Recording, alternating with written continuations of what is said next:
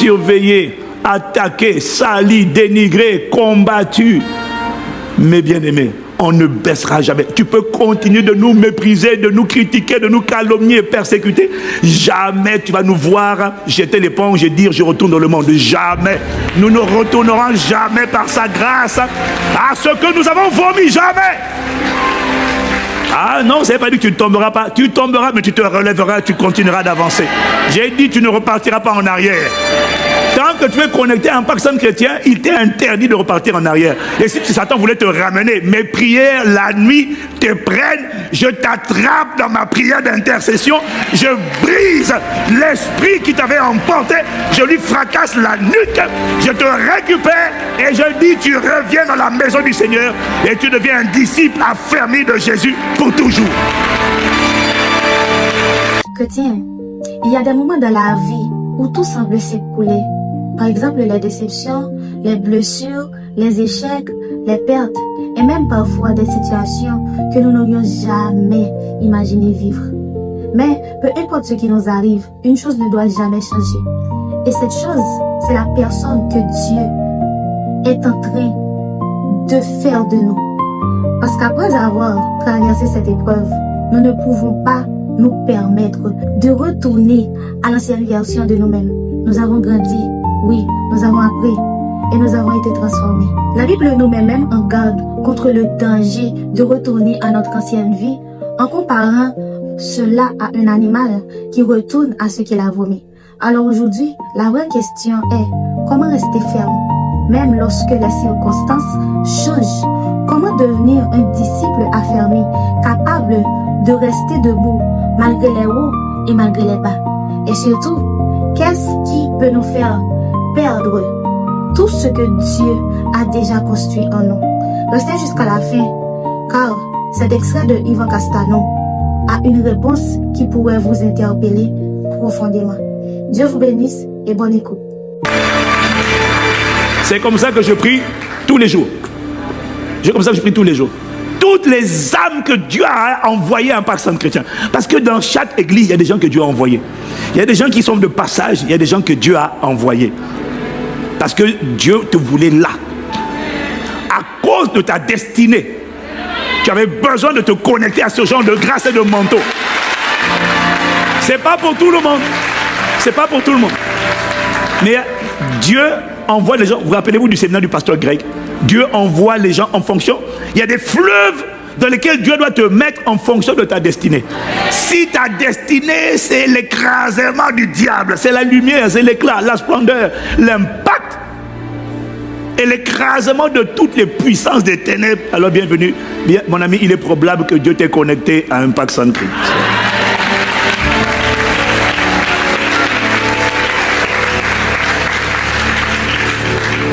Et ma prière tous les jours, c'est Seigneur, les âmes que tu as envoyées, un pacte sans chrétien, ne laisse pas Satan les emporter.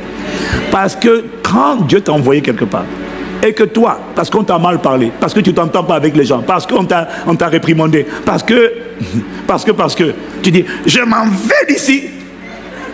Non, c'est sérieux. Si tu t'en vas, parce que relationnellement ça s'est mal passé, c'est ça le problème. C'est là que quand Satan t'éloigne de là où Dieu t'a planté, tu ne peux pas prospérer. C'est que la sécheresse. Si tu ne me crois pas, demande à Jonas. Quand Dieu te dit, va là, toi tu vas là-bas. Là-bas, tu finis par errer. Ce n'est pas ICC la clé. La clé, c'est où Dieu te veut. Voilà.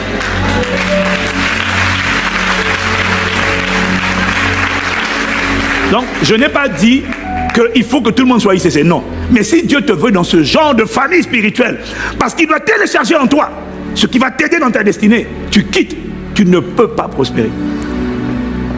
Et moi, ma prière, c'est Seigneur, toutes ces personnes que tu as envoyées, que tu voulais là, et que le diable a emporté, parce que leur âme était encore remplie de rejet, de ci, de ça, et que l'esprit d'immoralité sexuelle a emporté, l'impudicité a emporté. Il faut m'entendre prier la nuit. Il faut que je t'enregistre une fois. Non, je ne vais pas enregistrer ça. Hein? Mais tu vas m'entendre. Hein? Je viens contre toi. Esprit de mensonge, esprit d'impudicité, esprit de rejet. Tu vas emporter les âmes que Dieu m'a confiées. Je te poursuis. Non, pas je. Je vous poursuis. Vous tous en même temps. Je vous arrête. Je vous écrase le crâne. Je vous brise la nuque. Je vous taille en pièces. Et les ânes, je fais ce que David, en tant que bon berger, a fait avec le loup quand il venait ravir le troupeau. David dit, je le poursuivais, je l'attrapais, je l'égorgeais et je ramenais les brebis. Voilà pourquoi, quand brusquement, là où tu étais dans le péché, l'impudicité, un jour tu te sens juste misérable comme le fils prodigue et tu as cœur de revenir. Pasteur, je suis revenu. J'ai décidé. Tu n'as rien décidé. Tu as été récupéré.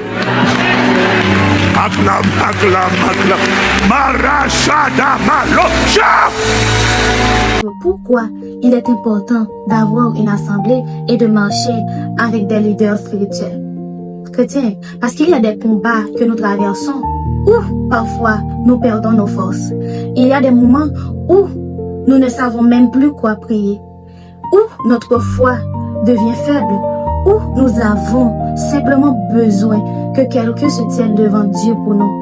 Et c'est là que nous comprenons la valeur de l'intercession. Regardez l'exemple de Moïse dans la Bible. Lorsque le peuple Israël combattait contre Amalek, tant que Moïse gardait les mains levées, Israël avait l'avantage. Mais lorsqu'il fatiguait et baissait les mains, l'ennemi prenait le dessus. Il y aura des saisons où vous serez fort et capable de prier pendant des heures. Mais il y aura aussi des saisons où vous serez épuisé, découragé et où vous aurez besoin que des hommes et des femmes de Dieu se tiennent dans la prière avec vous. Voilà pourquoi nous devons valoriser nos leaders spirituels et rester attachés à une assemblée saine. Il n'y a aucun hasard, aucun accident. Il n'y a rien qui arrive naturellement si ça n'a pas été enfanté spirituellement. On ne dit pas de mon intelligence, j'ai décidé. Tu n'as rien décidé. On t'a attrapé, on t'a récupéré, on t'a ramené et on a commandé ta transformation. Disciple affermi de Jésus pour toujours.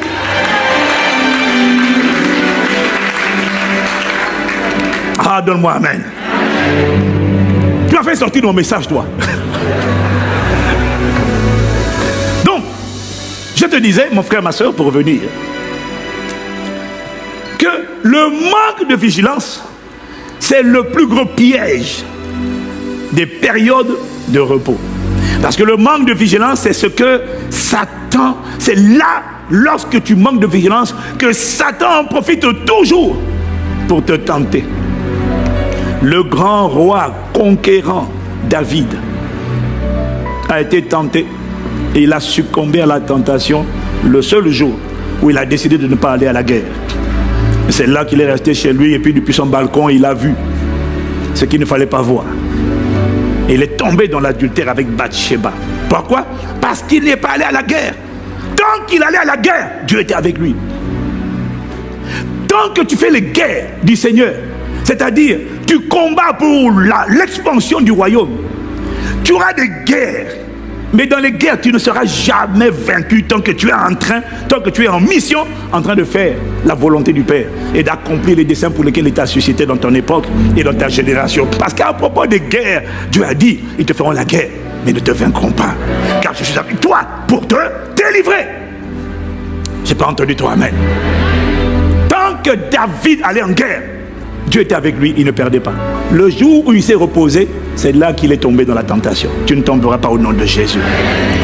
Le grand Samson était irrésistible tant qu'il allait en guerre. Le jour où il décide de ne pas aller en guerre, c'est quand il ne va pas en guerre qu'il est en mode repos sur les genoux de Delilah.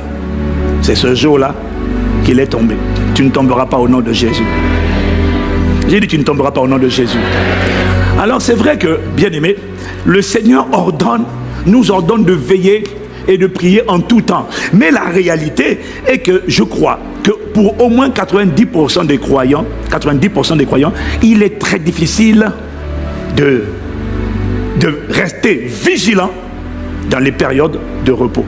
La plupart des chrétiens ne savent pas gérer le repos et la vigilance. Parce que c'est dans les temps de repos que les gens, comme par hasard, se laissent juste aller et on voit tout balader. Quand, dans les temps de repos, tu Tu peux appeler ça vacances, mais moi j'appelle ça temps de repos. Est-ce que quelqu'un me suit? C'est dans les phases de repos que beaucoup mettent en pause toutes les bonnes habitudes qu'ils avaient. C'est dans les temps de repos qu'on dit allez, plus de discipline. Il y en a qui on va balader la Bible. Le pire, c'est ceux qui arrêtent de prier pendant les vacances, pendant les périodes de repos. Parce qu'ils disent maintenant je me repose. Ah non mon frère, même quand tu te reposes, on ne repose jamais la prière. Parce que c'est comme si tu bouches le nez. La prière, c'est ce qui te permet de respirer l'oxygène divin. Mon point est juste de te dire que la plupart des gens négocient mal les périodes de repos, oubliant qu'il y a quelqu'un qu'on appelle le tentateur qui est toujours à l'affût et qui va toujours essayer de reconquérir le terrain qu'il a perdu. Le Seigneur nous dit dans Matthieu 13 au verset 25, mais pendant que les gens dormaient, pendant que les gens se sont assoupis, pendant que les gens ont baissé la garde, parce que c'est ce qu'on fait lorsqu'on dort, pendant que les gens dormaient, son ennemi vint, sema livré parmi le blé et s'en alla. Et lorsque l'herbe eut poussé et donné du fruit, l'ivraie parut aussi, sous-entendu, l'ivraie aussi a donné son fruit. Si quelqu'un me suit, il dit Amen. À travers ce passage, le Seigneur nous rappelle que l'ennemi, le diable, commence toujours ses attaques par l'ivraie, c'est-à-dire une semence, une graine. Une semence, c'est quoi? C'est une parole. Mais de quelle parole s'agit-il? D'une pensée silencieuse. Ce texte nous rappelle que les attaques de l'ennemi commencent toujours par une simple plante, une simple pensée mauvaise, semée, plantée dans le champ du cœur de l'homme. Et cette semence, cette pensée que tu sais, que je sais être mauvaise, quand elle n'est pas déracinée, cette pensée, ce qu'on oublie, c'est qu'elle ne va jamais rester une simple semence. Elle va toujours respecter la loi de la croissance, c'est-à-dire tout ce qui est semé sans prière va toujours pousser et pousser et pousser et grandir, et cette semence va devenir un fruit. Cette semence mauvaise va devenir un fruit. Est-ce que quelqu'un me suit? Hein? Ça va enfanter un fruit mauvais, le fruit de l'impudicité. En fait, la Bible n'appelle pas ça fruit, la Bible appelle ça les œuvres de la chair. Mais tu remarqueras que dans les Écritures, les œuvres de la chair sont opposées aux fruits de l'esprit. Quelqu'un me suit, il dit Amen. Ça veut dire qu'en réalité, ce qu'on appelle les œuvres de la chair sont également en réalité le fruit de la chair, opposé au fruit de l'esprit. Je pourrais dire que c'est le fruit de la chair parce que c'est ce qui vient d'une simple... Au début, c'est juste une semence, une simple pensée. Et cette pensée, si elle n'est pas arrachée, elle grandit et puis elle vient se mélanger avec le blé qui, dans cette parabole, représente la parole de Dieu. Ou encore le fruit de l'esprit. Parce qu'il dit que le blé a poussé, mais l'ivraie aussi a poussé. La semence de la parole de Dieu a poussé et a produit ce qu'on appelle le fruit de l'esprit. La parole que la personne a écoutée a produit en elle, à force de l'écouter, cette parole a pénétré, elle a pénétré, et puis elle a fait naître un fruit qu'on appelle la douceur, l'amour, la patience, la foi, l'humilité.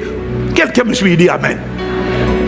De la même manière, la mauvaise semence livrée aussi finit toujours par pousser et produire le fruit des œuvres de la chair, appelé les querelles, l'impudicité, la jalousie, etc.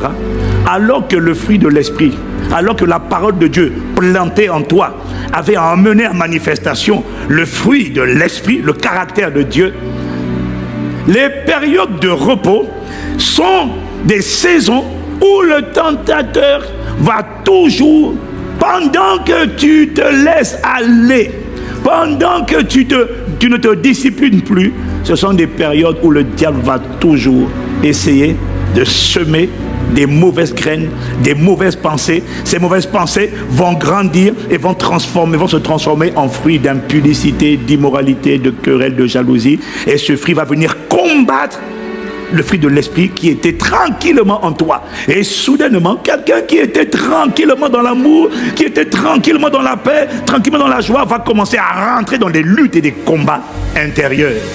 Juste parce qu'il n'a pas veillé. Il n'a pas monté la garde aux portes de son cœur. Si quelqu'un me suit, il dit Amen. Si quelqu'un me suit, il dit Amen. Alors, à quoi est-ce que tu reconnais que tu n'as pas monté la garde? À quoi reconnais-tu que tu n'as pas été vigilant, tu n'as pas veillé ou tu n'as pas monté la garde? Monter la garde où? Quand il dit garde ton cœur, il parle de monter la garde autour des portes d'accès à ton cœur. Lesquelles? La bouche, les yeux, les oreilles, les mains et le nez. Parce que derrière ces orifices, derrière ces organes, il y a des 5 sens qui vont directement jusqu'au cœur. Est-ce que quelqu'un me suit? Alors à quoi sais-tu que tu n'as pas monté la garde pendant les phases de repos? À quoi sais-tu que tu n'as pas monté la garde autour des portes de ta bouche? Tu sais que tu n'as pas monté la garde, c'est-à-dire que tu n'es plus vigilant. Rappelle-toi, pourquoi je te parle de ça? Chaque fois que tu n'es plus vigilant, tu te laisses aller, l'ennemi va toujours venir semer quelque chose. Est-ce que quelqu'un me suit? Est-ce que quelqu'un me suit? Il va toujours venir semer quelque chose. Et à quoi tu sais que tu n'as pas veillé sur la porte de ta bouche? C'est lorsque, avant, quand tu parlais, tu faisais attention à ce que tu disais. Ça, c'est quand tu étais en période de guerre. Mais les périodes de repos, ce sont des périodes vraiment dangereuses, m'a dit l'esprit, que la plupart ne savent pas négocier. C'est pour ça que les vacances correspondent pour beaucoup de gens à un temps de relâchement, où ils se laissent aller. Et tu sais que tu n'as pas monté la garde sur les portes, aux portes de ta bouche, lorsque ton langage devient léger. Lorsque ton langage devient un langage bizarre. Ouais. Hier, tu parlais, tu faisais attention. Parce que tu sais que l'ennemi rôde, cherchant qui dévorer. Il rôde comme un lion rugissant, cherchant qu'il va dévorer. Est-ce que quelqu'un me suit? En fait, j'ai découvert que les périodes de repos sont... Le repos finalement t'expose au danger exactement comme les périodes de combat. Sauf que finalement, si tu ne sais pas négocier les périodes de repos, tu peux te retrouver piégé par le diable. Et c'est de ça que nous sommes en train de parler. Si tu me suis, tu dis Amen. Et Dieu ne nous force pas à le servir. Il nous donne le choix, oui. Mais plus nous apprenons à le connaître, plus nous découvrons sa fidélité. Plus nous voyons ses œuvres, ses miracles et l'accomplissement de ses promesses. Plus nous comprenons une chose, Dieu devient indispensable dans notre vie. Et tout comme un enfant peut être fier de son Père, nous aussi, nous devons chercher à rendre notre Père céleste fier de nous. Mais pour cela, nous devons faire attention à ce que nous laissons entrer dans notre vie. La Bible dit dans Galates 5 que les œuvres de la chair sont opposées à celles de l'esprit. Et elles présentent ensuite le fruit de l'esprit qui est l'amour, la joie, la paix, la patience, la bonté, la bienveillance, la fidélité, la douceur et la maîtrise de soi. Regardez Joseph dans la Bible. Lorsqu'il a été tenté par la femme de Potiphar, il aurait pu céder, pas vrai? Mais il a choisi de fuir parce qu'il savait qu'il ne pouvait pas trahir Dieu pour satisfaire sa chair. Et c'est exactement le combat que nous avons aujourd'hui. Chaque jour, nous devons choisir ce que nous allons nourrir, notre chair ou notre esprit. Parce que ce que vous nourrissez finit toujours par grandir. Si vous nourrissez votre esprit par la prière, la parole de Dieu, l'obéissance et la communion avec Dieu, le fruit de l'esprit devient de plus en plus visible dans notre vie. Mais si vous arrêtez de veiller, si vous commencez à donner de la place à tout ce qui nourrit la chair, chrétien, vous risquez progressivement de perdre ce qui faisait votre force. Et le fruit de l'esprit diminue. Les mêmes combats peuvent recommencer. Alors, la question n'est pas seulement « Est-ce que je suis encore chrétien ?»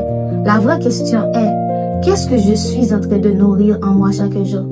Parce que ce que vous nourrissez aujourd'hui déterminera la personne que vous serez demain. Donc ce que le Seigneur attend de toi dans les périodes de repos, c'est que tu ne te relâches pas. Mais je sais que beaucoup d'entre vous, vous êtes relâchés.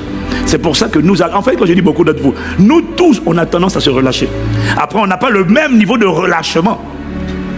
Mais tout le monde a tendance à se relâcher parce que tout le monde veut faire une coupure, un break. Et tu vas comprendre tout à l'heure que le Saint-Esprit m'a dit, c'est pas la peine de culpabiliser. Hein? C'est pour ça qu'il m'a dit de convoquer la réunion de prière. Il va venir devant Dieu et puis il va refixer tout le monde.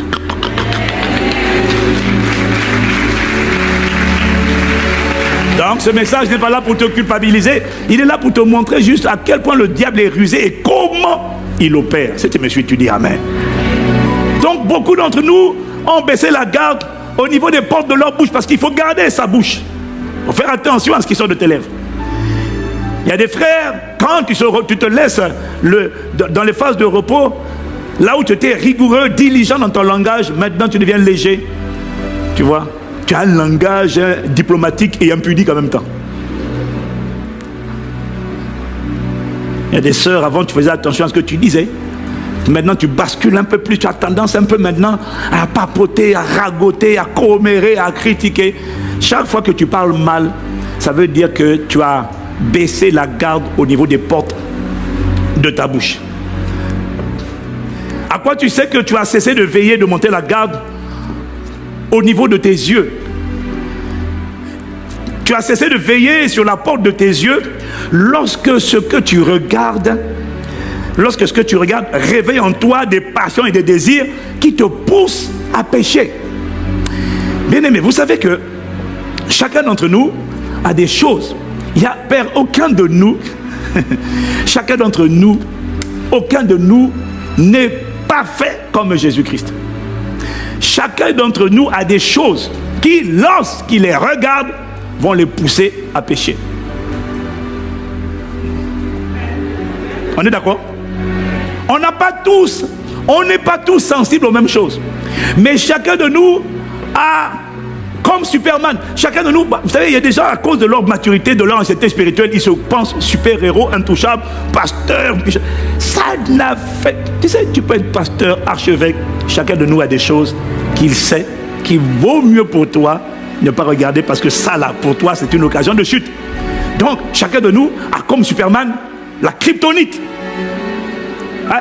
Superman a beau être Superman, mais quand il regarde la kryptonite le décompose et le désarme totalement. Est-ce que quelqu'un me suit? La question c'est, toi c'est quoi ta kryptonite? Tout le monde en a. Pour la plupart des hommes, leur kryptonite, c'est la seule. Faut pas la regarder dans un certain... Dès qu'ils regardent, faut pas regarder trop. Vaut mieux regarder une fois, tu passes. Il y a des sœurs pour qui leur kryptonite, ce ne sont pas les hommes parce que la femme n'est pas visuelle, elle est auditive. Par contre, la femme devient visuelle lorsque c'est la vitrine d'un magasin. Oh, il y a beaucoup de femmes qui vont faire les magasins. Elle a prévu de ne rien dépenser, mais juste rester devant la vitrine de ce magasin-là. Soudainement, c'est ta kryptonite. Tu dis, bon, c'est pas grave. On va sortir du budget prévu. Et puis, ça veut dire que la vitrine de ce magasin, c'est ta kryptonite. Chacun de nous a sa kryptonite. Et Dieu m'a dit de te dire que tu sais que tu as baissé la garde lorsque ce que tu regardes te pousse à pécher. Est-ce que quelqu'un me suit? Est-ce que quelqu'un me suit? Voilà pourquoi tu dois apprendre, bien-aimé, pendant les temps de repos, à rester vigilant. Dis Amen si tu me suis. Dis Amen si tu me suis. Chrétiens, nous aurons tous des moments où nos forces diminueront. Mais tant que nous restons connectés à Dieu et à une communauté qui prie avec nous, nous n'avons pas besoin de combattre seuls. Alors aujourd'hui, pose-toi cette question. Qu'est-ce que je suis en train de nourrir dans ma vie, ma chair ou mon esprit? Que les hauts ne nous rendent pas orgueilleux et que les bas ne nous éloignent pas de Dieu. Et que rien de ce que nous vivrons ne puisse nous faire redevenir la personne que nous étions avant. Restons fermes, restons fidèles et surtout, restons attachés à Dieu. Dieu vous bénisse abondamment et nous nous reverrons dans une prochaine vidéo.